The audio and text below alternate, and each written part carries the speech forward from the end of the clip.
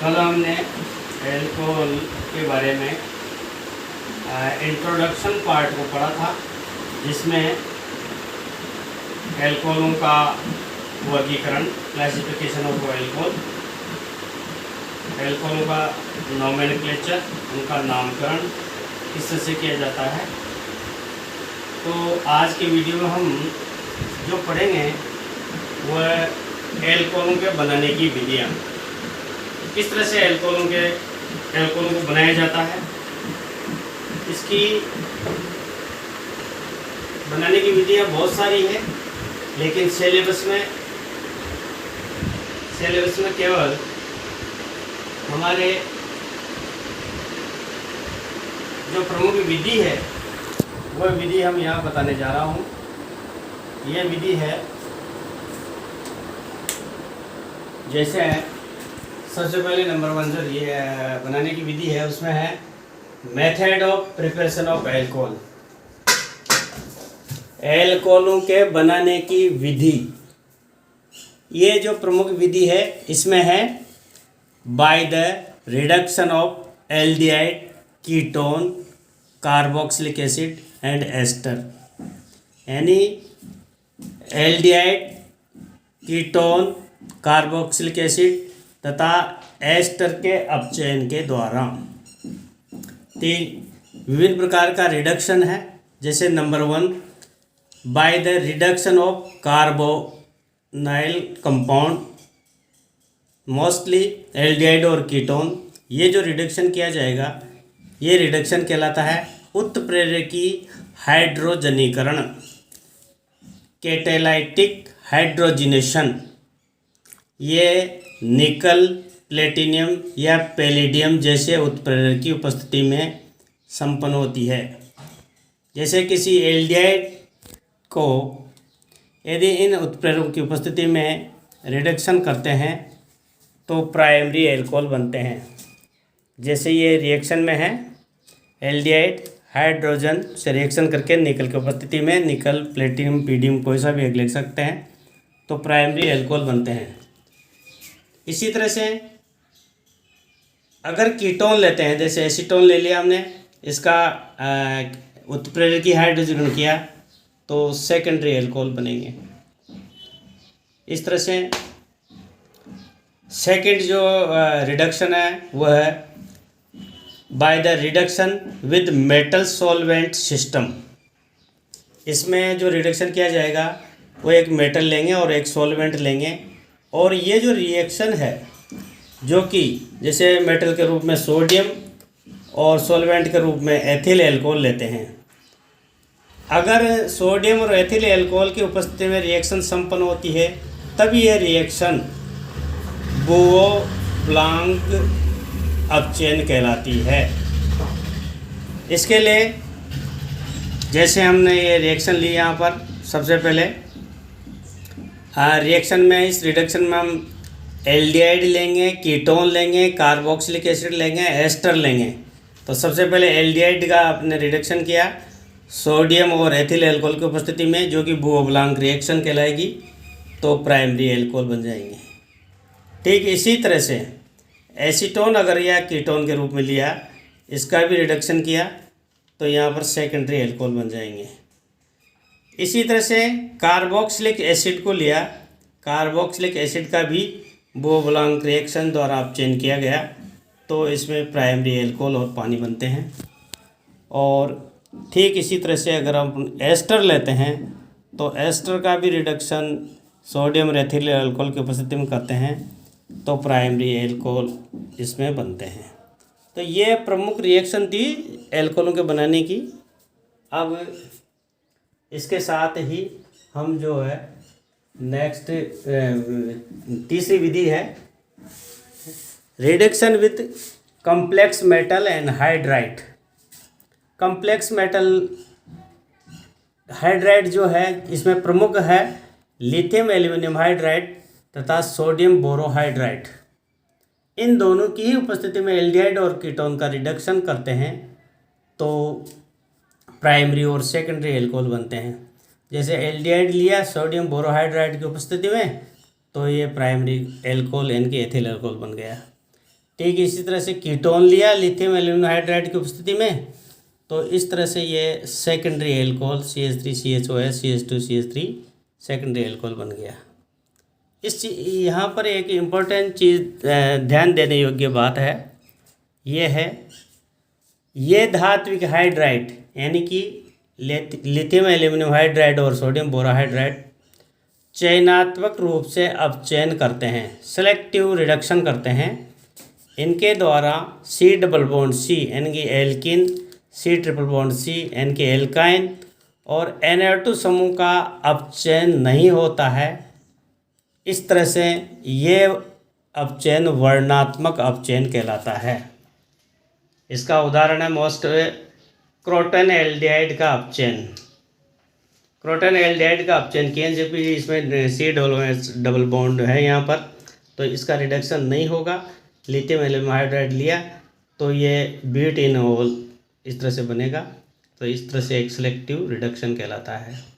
दूसरा नोट है कार्बोनिलिक यौगिकों के द्वारा अपचयन से प्रत्येक एल्कोहल प्राप्त नहीं होते हैं। यहाँ हमने पढ़ा भी है सारे रिडक्शन में केवल प्राइमरी और सेकेंडरी एल्कोहल इनके द्वारा प्राप्त होते हैं, तो ये दोनों चीज़ें ध्यान रखने की बात है। अब एल्कोहलों का नेक्स्ट जो टॉपिक पढ़ते हैं वह है फिजिकल प्रॉपर्टीज ऑफ एल्कोहल। एल्कोहलों के भौतिक गुण किस तरह से हैं इसके बारे में हम जानकारी नंबर 1 देंगे। कार्बन नंबर 1 से और कार्बन नंबर 11 तक के एल्कोहल रंगहीन यानी कि कलरलेस, तीखे शार्प एंड स्वाद गंध वाले वाष्पशील द्रव होते हैं। 1 से 11 तक के एल्कोहल के बारे में ये मैंने बताया है, जबकि 11 से ऊपर के एल्कोहल मोम के समान ठोस होते हैं। ये इनकी फिजिकल स्टेट है। दूसरा, अणुभार बढ़ने पर एल्कोहलों का तीखापन तथा गंध कम होती जाती है। जो जो इनका अणुभार बढ़ता है तो इन एल्कोहलों का जो तीखापन होता है और गंध भी हल्की होती जाती है। एल्कोहलों का स्वापक प्रभाव होता है। इनका नारकोटिक इफेक्ट भी होता है। नारकोटिक इफेक्ट जैसे मोस्टली नंबर 1 उदाहरण देते हैं मेथिल एल्कोहल। मेथिल एल्कोहल तंत्रिका पर विष के समान कार्य करता है, अर्थात इसकी थोड़ी सी मात्रा लेने पर अंधापन का कारण बन जाता है। यही कारण है कि आजकल हमने जो देखा है कि लोग कई बार मेथिल एल्कोहल पी लेते हैं तो विषैली शराब के कारण अंधे हो जाते हैं और उनको दिखाई नहीं देता है। और दूसरा एल्कोहल है एथिल एल्कोहल, जिसको कि शराब के रूप में सेवन करते हैं। एक उत्तेजक पदार्थ है। केंद्रीय नाड़ी पर सेंट्रल जो नर्वस सिस्टम है उस पर अवनयक यानी कि डिप्रेसेंट का कार्य करता है, जिससे शरीर का तापमान कम हो जाता है और बेहोशी उत्पन्न हो जाती है। दूसरा नेक्स्ट फिजिकल प्रॉपर्टी, शाखित श्रृंखला वाले यानी कि ब्रांच्ड श्रृंखला वाले एल्कोहल, इन एल्कोहलों का स्वापक यानी कि नारकोटिक प्रभाव होता है, अतः इनका प्रयोग सम्मोहक हिप्नोटिक, किसी को हिप्नोटिक करना है या सेडेटिव शामक के रूप में इनका उपयोग करते हैं। नेक्स्ट, सामान्य रूप से द्रव्य एल्कोहलों का विषैला प्रभाव अणुभार बढ़ने पर बढ़ जाता है। मोस्टली कहा जाता है एल्कोहल के लिए जो अणुभार बढ़ता है त्यों इनका विषैला प्रभाव भी बढ़ता जाता है। नेक्स्ट है इसका फिजिकल प्रॉपर्टी क्वथनांक बॉइलिंग पॉइंट। जो CH2 समूह बढ़ने के साथ साथ इसका बॉइलिंग पॉइंट बढ़ता है, जबकि एल्कोहलों की श्रृंखला में शाखित होने पर बॉइलिंग पॉइंट कम हो जाता है। CH2 समूह की यदि सीधी श्रृंखला है तो BP बढ़ता है, लेकिन यदि उसकी ब्रांच्ड श्रृंखला होती है तो फिर उसका क्वथनांक कम होता जाता है। यही कारण है कि प्राइमरी एल्कोहल का क्वथनांक अधिक होता है सेकेंडरी एल्कोहलों की अपेक्षा। सेकेंडरी एल्कोहलों का क्वथनांक अधिक होता है टर्शरी एल्कोहलों की अपेक्षा। तो ये भी एक इम्पोर्टेंट फैक्टर है जिसको हम हाइड्रोजन बॉन्डिंग में पढ़ेंगे। नेक्स्ट इसका फिजिकल प्रॉपर्टी है सोल्युबिलिटी या विलेयता। लोअर एल्कोहल जो कि जल में अधिक विलेय होते हैं, जबकि ब्यूटेनॉल से आगे बढ़ने पर इनकी विलेयता का मान कम होता जाता है। इसका ये कारण है, इसका जो रीज़न है, एल्कोहल के दो पार्ट होते हैं, एक आर और ओ एच। आर जो कि हाइड्रोकार्बन पार्ट है, ओ एच जो कि हाइड्रोक्सिल पार्ट है। ये जल के साथ हाइड्रोजन बंध बनाता है। जो जितना मजबूत हाइड्रोजन बंध बनाता है वो जल में उतना ही अधिक विलेय होता है। और ज्यों ज्यों हाइड्रोकार्बन भाग बड़ा होता जाता है, एल्कोहल की जल में विलेयता कम होती जाती है। यही कारण है। अब हम नेक्स्ट पढ़ेंगे हाइड्रोजन बंधन के बारे में, क्योंकि एल्कोहल के चैप्टर को पढ़ने से पहले हाइड्रोजन बंध के बारे में भी पढ़ना बहुत ज़रूरी है।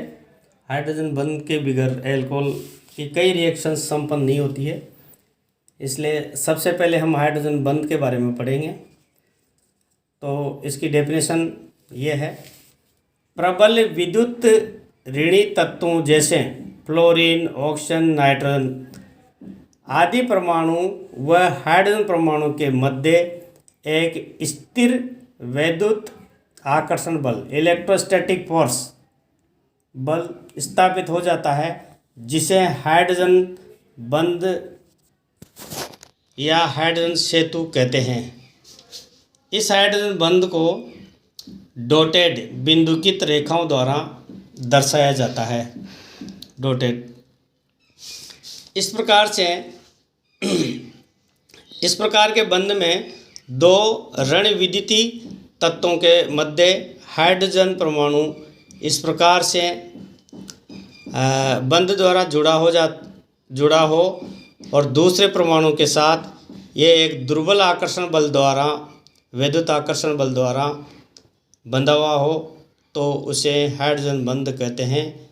ये जो यहाँ पर जैसे OH एक हाइड्रोक्सिल ग्रुप है, इसमें ऑक्सीजन की विद्युत ऋणता अधिक होती है और हाइड्रोजन की विद्युत ऋणता कम होती है।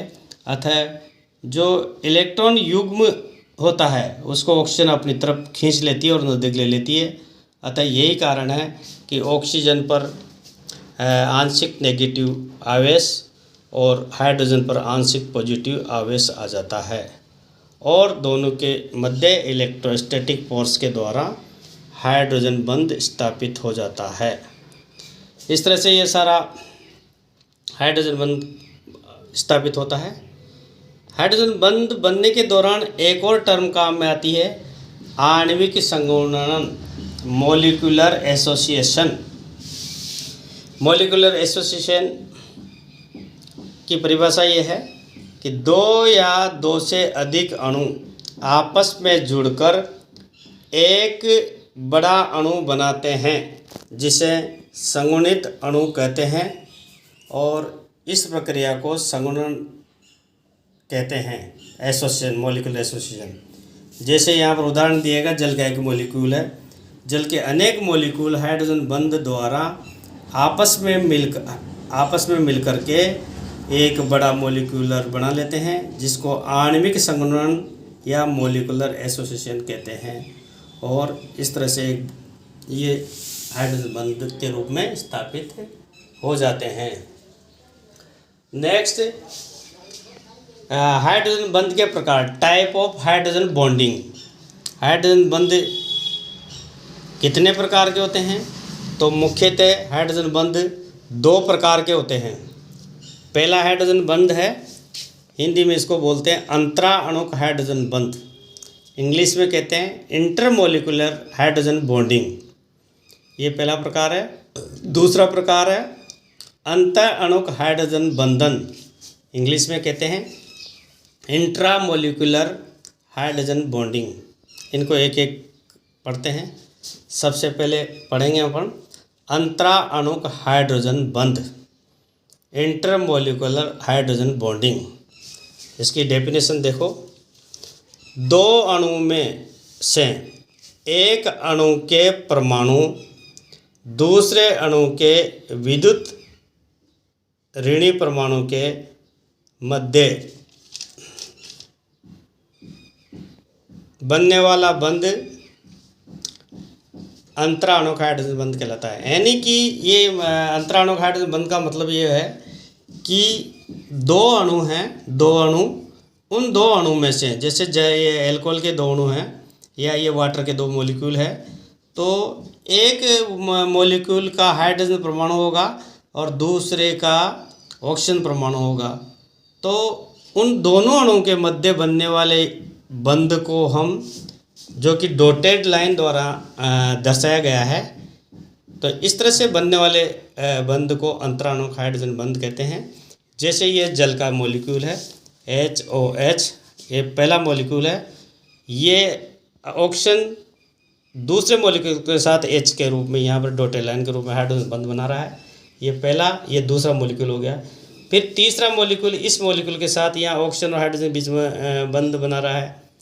फिर इस तरह से चौथा ऑक्सीजन इसके साथ बना रहा है। तो ये एक की हाइड्रोजन परमाणु होगा, दूसरे की ऑक्सीजन परमाणु होगा, दोनों के मध्य अंतराणुक हाइड्रोजन बंध स्थापित हो जाएंगे और इस तरह से ये मॉलिक्यूलर एसोसिएशन या आणविक संघनन के रूप में बंध बना लेता है।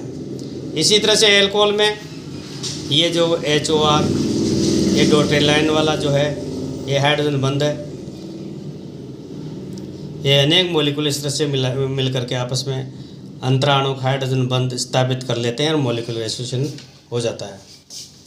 यहाँ पर एक और इम्पोर्टेंट है, एसिटिक एसिड में द्विलक या डाइमर। एसिटिक एसिड के दो मॉलिक्यूल आपस में डाइमर बनाते हैं और डाइमर बना करके इनके जो है ना क्वथनांक है वगैरह गलनांक का मान डाइमर के कारण ही अधिक हो जाता है। तो ये भी एक प्रकार का अंतराणुक हाइड्रोजन बंध का ही उदाहरण है। ये था पहला प्रकार अंतराणुक हाइड्रोजन बंध। अब दूसरा प्रकार है अंतः अणुक हाइड्रोजन बंध, इंग्लिश में इंटरमोलिकुलर हाइड्रोजन बॉन्डिंग। इसकी परिभाषा एक ही अणु में उपस्थित हाइड्रोजन व विद्युत ऋणी परमाणु के मध्य बनने वाले बंध को इंटरमोलिकुलर हाइड्रोजन बॉन्डिंग या अंतः अणुक हाइड्रोजन बंध कहते हैं। ये जो हाइड्रोजन बॉन्डिंग है ये केवल एक ही अणु में बनेगा।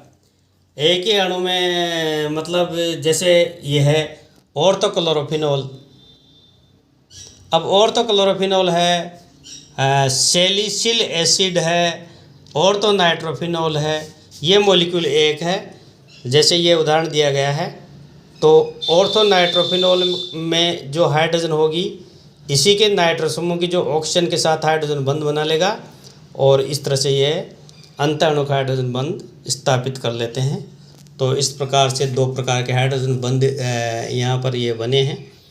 इसका और भी चीज़ों में हम पढ़ेंगे, लेकिन अब हाइड्रोजन बंध जो है, what is the effect of hydrogen bonding in physical properties. किसी भी यौगिकों के भौतिक गुणों पर हाइड्रोजन बंध का क्या प्रभाव होते हैं, तो इसमें अपन मुख्य जो हमारे सिलेबस में हैं उनके बारे में पढ़ते हैं। पहला इफेक्ट हाइड्रोजन बॉन्डिंग का MP या BP, मेल्टिंग पॉइंट या बॉइलिंग पॉइंट।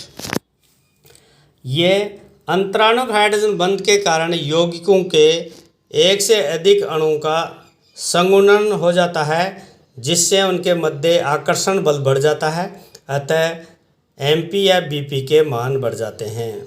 जब उनमें अंतराणुक हाइड्रोजन बंध बन जाता है तो उस कंडीशन में एक आकर्षण बल स्थापित हो जाता है, जिसको तोड़ने के लिए हमें अधिक ऊर्जा लगानी पड़ती है, अतः वह उनके मेल्टिंग पॉइंट और बॉइलिंग पॉइंट बढ़ जाते हैं।